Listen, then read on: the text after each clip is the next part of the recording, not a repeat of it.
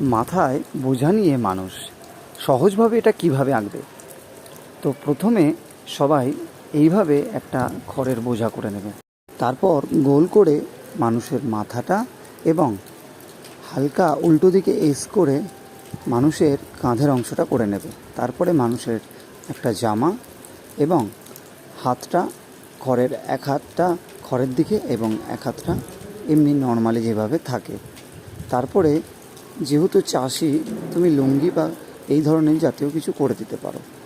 তারপরে নিচে দিক দিয়ে আড়াআড়িভাবে দুটো লাইন টেনে হয়ে গেল পা। তারপরে চলে আসি কালারে।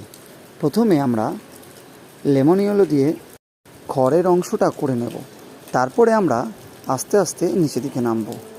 অরেঞ্জ করে নেব তার জামাটা এবং হালকা ধূসর কালারের রং দিয়ে করে নেব তার যে